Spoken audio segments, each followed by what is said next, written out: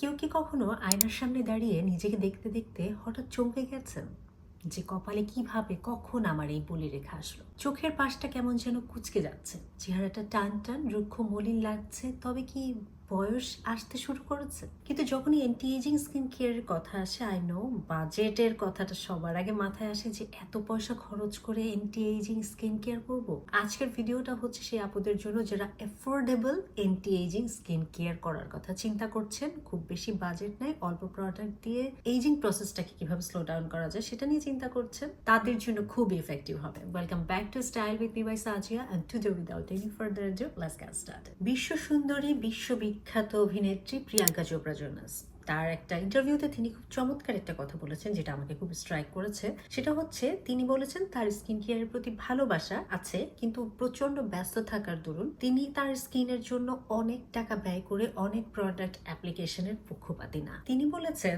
যে আমরা যদি সঠিক উপাদান পিক করতে পারি এবং সেটার প্রতি কনসিস্টেন্ট নিয়মিত ব্যবহার করতে পারি, আমাদের স্কিনটাকে এইজিং প্রসেসের হাত থেকে বাঁচিয়ে রাখা সম্ভব। পয়েন্ট দুটো খুব ইম্পর্ট্যান্ট।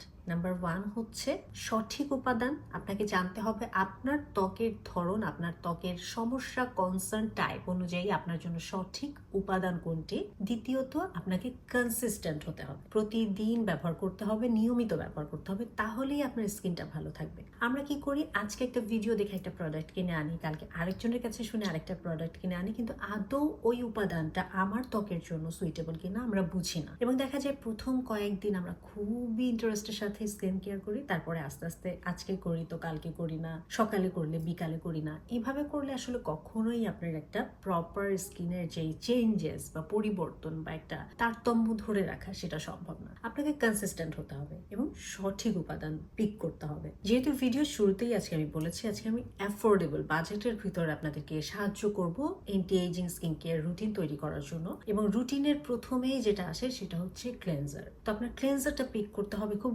ওয়াইজলি এবং সিলেক্টিভলি। এবং ক্লেনজার হতে হবে মাইল্ড, ক্লেনজার হতে হবে এমন যেটা আপনার ত্বকের মাইক্রোবিওমকে বাধাগ্রস্ত করবে না, ক্লেনজার হতে হবে এমন যেটা একটা ভালো ব্র্যান্ডের, আপনার স্কিনকে শুকায় ফেলবে না, যেন মুখ ধোয়ার পরে মনে না হয় স্কিন একদম টান টান হয়ে গেছে। যদি এটা মনে হয় তাহলে ক্লেনজারটা আপনার জন্য সুইটেবল না। তারপর এমন কোনো খুব হাই কেমিক্যাল যুক্ত এইচ আপনার প্রয়োজন না হলে, যার একনি প্রোন স্কিন না তাদের প্রয়োজন নাই। এবং মুখ ধোয়ারও কিন্তু একটা প্রসেস আছে। আপনি যদি নর্মালি, যাদের স্কিনে কোনো প্রবলেম নাই, দিনে একবার অর্থাৎ রাতে স্কিন কেয়ার ফেস ওয়াশ ব্যবহারের চেষ্টা করেন, দিনে ব্যবহারের প্রয়োজন না। যাদের স্কিন ভীষণ অয়েলি একনি প্রোন, তারা চাইলে টি জোনটাতে দিনের বেলাতে ব্যবহার করতে পারেন। আন্ডার আই এরিয়া, ফুল মাউথের প্রয়োজন নাই। যে সকল জায়গাতে অতিরিক্ত তেল নিঃসরণ হচ্ছে, শুধুমাত্র সেই জায়গাটাতে ফেনা তুলে ফেস ওয়াশ দিয়ে মুখটা ক্লিন করে ফেলেন। তো ফেস ওয়াশ যেহেতু আমাদের স্কিন কেয়ারের প্রথম স্টেপ, এই ব্যাপারটাতে আমাদেরকে সতর্ক থাকতে হবে। একটা ভালো মানের, ভালো ব্র্যান্ডের ফেস ওয়াশ আমাদেরকে এই স্টেপের জন্য বেছে নিতে হবে। ওয়ার্ল্ড ওয়াইড মাইল্ড ফেস ওয়াশের ভিতরে সেরাভির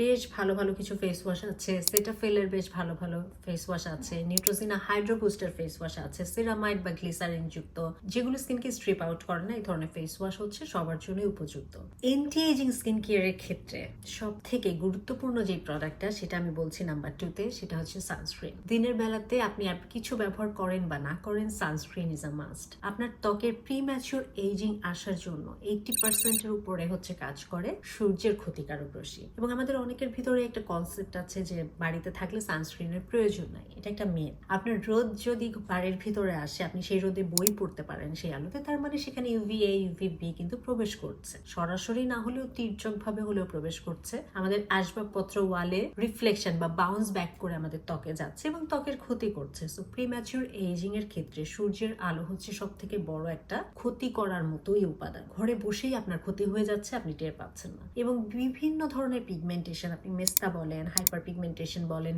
এইজিং স্পট বলেন, এগুলো কিন্তু অতিরিক্ত তাপে বা সূর্যের আলোতে সেই মেলানিন বা সেই জায়গার যে দাগটা, ওটা আরো ডিপ হয়ে যায়। ইভেন একনি, পোস্ট একনির যে দাগগুলো, সেগুলো কিন্তু আপনি যদি সানস্ক্রিন অ্যাপ্লাই না করেন, সেগুলো আরো বেশি ডার্ক হয়ে যাবে, ডিপ হয়ে যাবে। আপনার ঠোঁটে কালো দাগ, সেটাও কিন্তু আসলে পিগমেন্টেশন, সূর্যের আলো তারা তৈরি হতে পারে। তো সানস্ক্রিন আপনি কিভাবে স্কিপ করবেন? সানস্ক্রিনটা আপনি মেঘলা দিন হোক, ঘরে থাকেন বাইরে থাকেন, দিনের বেলাতে অবশ্যই অ্যাপ্লাই করবেন। এটা হচ্ছে অ্যান্টি এজিং স্কিন কেয়ারের সব থেকে গুরুত্বপূর্ণ ধাপ। এবার সানস্ক্রিনের ক্ষেত্রে আবার খেয়াল রাখতে হবে, যাদের স্কিন অ্যাকনি প্রোন তারা চেষ্টা করবেন নন অয়েলি এবং নন কমেডোজেনিক সানস্ক্রিনকে বেছে নেওয়ার জন্য, এবং যাদের আবার ফাঙ্গাল অ্যাকনি আছে তারা চেষ্টা করবেন ফাঙ্গাল অ্যাকনি সেফ সানস্ক্রিন ব্যবহার করার জন্য। এটা আসলে খুবই কঠিন একটা ব্যাপার। আমি চেষ্টা করব ফাঙ্গাল অ্যাকনি সেফ কিছু প্রোডাক্ট আপনাদের সাথে অতি দ্রুত শেয়ার করার জন্য, যাতে করে আপনাদের উপকার হয়। এবং সবসময় মাথায় রাখবেন যে অ্যাকনি এবং ফাঙ্গাল অ্যাকনি এই দুইটা কিন্তু ডিফারেন্ট জিনিস, এই দুইটার প্রোডাক্ট লাইনও কিন্তু আলাদা হবে। তো সঠিক প্রোডাক্টটা সিলেকশনটা খুব ইম্পর্টেন্ট। আপনার ত্বকের ধরন বুঝে আপনি অ্যানালিসিস করে, রিসার্চ করে, আপনি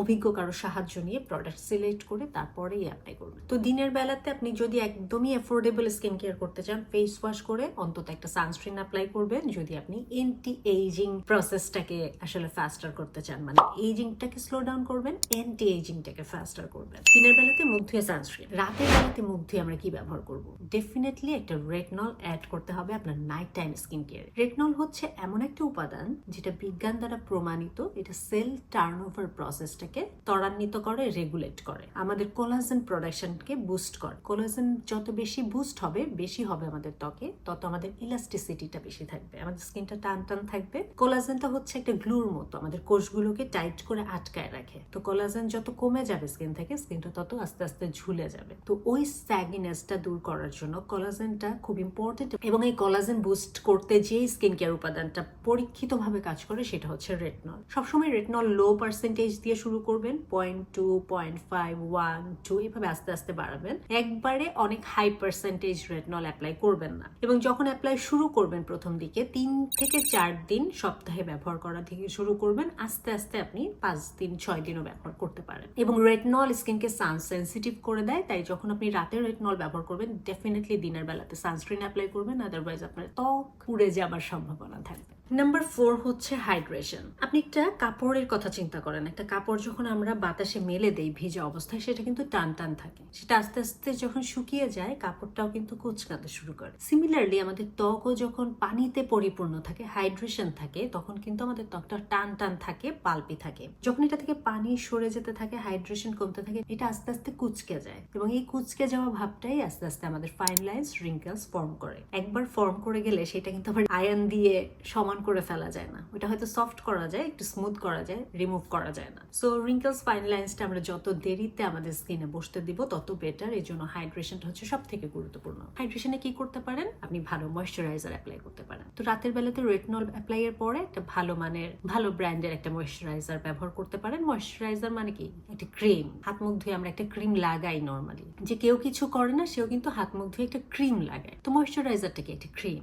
রেটনল সিরামটা অ্যাপ্লাই করে ক্রিমটা দিয়ে ঘুমিয়ে যাবেন। তো এটা হচ্ছে একদম বেসিক, নর্মাল, এফোর্ডেবল একটা স্কিন কেয়ার, যেটা সবাই আসলে অ্যাডাপ্ট করতে পারে। এই ক্রিমের ক্ষেত্রে আবার কিছু বিষয় আমাদের লক্ষ্য করতে হবে, যেটা যেন নন কমেডোজেনিক হয়। যাদের স্কিন খুব অয়েলি, যারা ভারী ময়েশ্চারাইজার একদমই দিয়ে সহ্য করতে পারেন না, তারা চেষ্টা করবেন জেল বেসড ময়েশ্চারাইজার কিনতে। আর যাদের স্কিন খুব ড্রাই, জেল বেসড ময়েশ্চারাইজার খুব দ্রুত অ্যাবসর্ব হয়ে যায়, তারা চেষ্টা করবেন একটু ভারী এমোলিয়েন্ট যুক্ত ময়েশ্চারাইজার কিনতে। বিভিন্ন ধরনের নন কমেডোজেনিক ভালো ভালো ময়েশ্চারাইজারের রিভিউ আমার ইউটিউব চ্যানেলে আছে, আপনারা সেখান থেকে চাইলে হেল্প নিতে পারেন। নিজেরা নিজেদের ত্বক অনুযায়ী অ্যানালিসিস করে, রিসার্চ করে আপনারা প্রোডাক্ট চুজ করবেন। এবং নাম্বার 5 যেটা আমি বলবো, এটা হচ্ছে একেবারে বিনা পয়সার জিনিস, সেটা হচ্ছে আপনার লাইফস্টাইলের পরিবর্তন।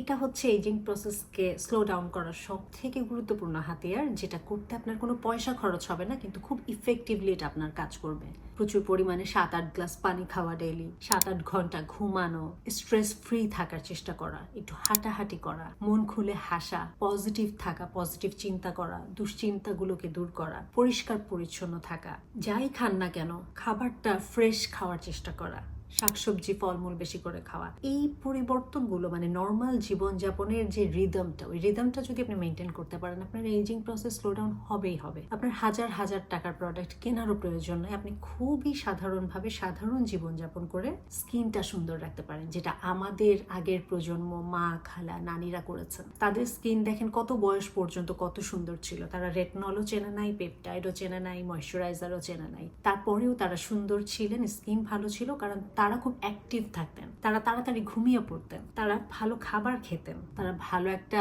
সামাজিক পরিবেশে থাকতেন। তো এই জিনিসগুলো আসলে আমাদেরকে খুবই খুবই ইন্টেন্সলি এফেক্ট করে। লাইফস্টাইলে একটা পজিটিভ চেঞ্জ আনার চেষ্টা করেন, দেখবেন সেই পজিটিভিটি আপনার স্কিনে ডেফিনেটলি রিফ্লেক্ট করবে। সেই যে প্রিয়াঙ্কা চোপড়ার কথাটা আমি বলেছিলাম ভিডিও শুরুতে, সঠিক প্রোডাক্ট বা সঠিক উপাদান এবং হচ্ছে নিয়মিত যত করতে পারবেন ততই আপনার বয়সের ছাপটা স্কিনে দেরিতে পড়বে, আপনার ওভারঅল স্কিন ভালো থাকবে, হেলদি থাকবে, সুন্দর থাকবে। আবারও আমি বলতে চাই, এইজিং ইজ এ প্রসেস, এটাকে স্টপ করা সম্ভব না বাট স্লো করা সম্ভব। এইজিং একটা প্রসেস, এটা নিয়ে মন খারাপ করা, ডিমোটিভেটেড হওয়া, লো ফিল করার কিছু নাই। এটাকে যত সুন্দর করে নিজের ভিতর অ্যাডাপ্ট করতে পারবেন, গ্রেসফুলি প্রেজেন্ট করতে পারবেন, তত দেখবেন নিজের প্রতি নিজের ভালো লাগাটা অনেক গুণে বেড়ে যাবে। এবং দিন শেষে আসলে এটাই বড় কথা যে আমরা আমাদের নিজের স্কিন টোনে বা নিজের স্কিনে কমফোর্টেবল কিনা। আশা করি ভিডিওটা আপনাদের কাজে আসবে। আর এই ভিডিও রিলেটেড কোনো কোয়েরি থাকলে এখানে কমেন্ট করতে ভুলবেন না। That's all for today. See you on my next video. Till then, stay fine, stay safe and spread the awareness. Thanks for watching. Take care.